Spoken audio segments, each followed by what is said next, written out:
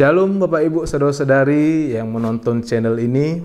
Kita memasuki hari yang baru, yaitu hari Jumat 13 Januari 2023. Dan sebelum kita melakukan aktivitas kita hari ini, kita disapa firman Tuhan yang menjadi nats renungan harian kita pada hari ini.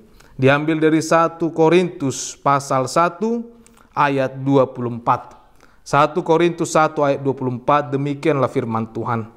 Tetapi untuk mereka yang dipanggil, baik orang Yahudi maupun orang bukan Yahudi, Kristus adalah kekuatan Allah dan hikmat Allah. Demikianlah firman Tuhan.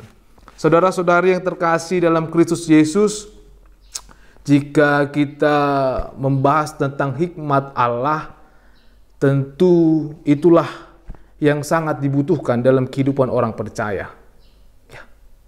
Banyak cara dilakukan seseorang untuk mendapatkan sebuah hikmat. Tetapi yang harus kita ketahui juga bahwa di dalam hidup kita terkadang kita belum mampu membedakan apa itu kecerdasan dan juga hikmat. Ada satu buku yang pernah saya baca yang mengatakan bahwa orang yang cerdas belum tentu dia berhikmat. Tetapi orang yang berhikmat pasti dia cerdas. Apa yang membedakan hal itu? Yang membedakan bahwa terkadang ketika seseorang fokus di dalam kecerdasan, ilmu pengetahuan, intelektual, tidak disertai juga dengan ketakutan akan Tuhan. Disitulah biasanya orang akan sampai kepada pengakuan ataupun keegoisan diri. Ada orang seperti itu karena dia sudah merasa pintar, merasa hebat, merasa kuat.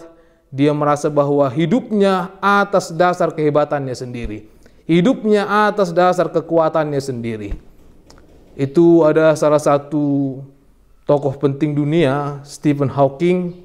Dia pernah mengatakan di dalam bukunya The Grand Design bahwa Tuhan tidak turut serta dalam penciptaan dunia ini. Tentu kita mengenal Stephen Hawking. Dia adalah orang yang cerdas. Salah satu orang yang diakui kecerdasannya di dunia ini. Tetapi karena kecerdasan yang tidak disertai dengan hikmat, dia mengatakan bahwa Tuhan tidak turut serta dalam penciptaan dunia ini. Disitulah yang mau saya katakan, bisa saja orang yang cerdas belum tentu berhikmat. Tetapi firman Tuhan pada hari ini menyapa kita dan juga mengingatkan kita. Kecerdasan kita juga harus disertai dengan hikmat yang daripada Allah. Tentu kita harus mengetahui bagaimana kita memperoleh hikmat itu. Hikmat itu akan kita peroleh jika kita benar-benar membangun hubungan ataupun persekutuan yang intens dengan Tuhan. Dalam bahasa Batak lebih mengena lamrosuma parsaurata do Tuhani. Itulah cara kita menerima hikmat Tuhan dan meminta hikmat Tuhan. Tanpa adanya hubungan dan persekutuan yang baik dan intens dengan Tuhan, tentu hikmat itu tidak mungkin kita dapatkan. Oleh sebab itu Bapak Ibu Saudara-saudari, andalkanlah hikmat Tuhan. Tadi nats kita mengatakan, baik orang Yahudi maupun bukan orang Yahudi. Nah, diingatkan Paulus kepada kita.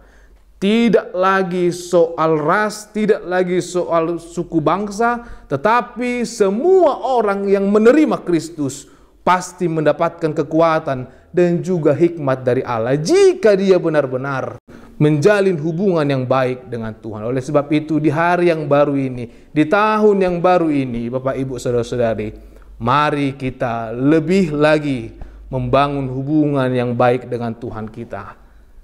Tentu di Natal yang lalu kita sangat bersuka cita. Gereja pun semakin banyak yang datang. Nah, itu sebabnya ada istilah Martina, Marminggu Tiki Natal. Jadi banyak orang yang di dalam setahun mungkin hanya ketika Natal dia datang ke gereja. Nah, tentu itu bukanlah wujud dari persekutuan yang intens dengan Tuhan. Jika dikatakan wujud persekutuan yang intens dengan Tuhan, dia akan memberikan waktunya yang terbaik untuk Tuhan. memberikan waktu yang terbaik. Oleh sebab itu, mari Bapak Ibu, di dalam banyaknya aktivitas kita, di dalam banyaknya rutinitas kita, di dalam banyaknya pekerjaan kita, berikan waktumu yang terbaik kepada Tuhan, dan berikan waktumu itu sebagai waktu untuk menjalin persekutuan yang intens dengan Tuhan. Selamat pagi, Tuhan menyertai kita semuanya.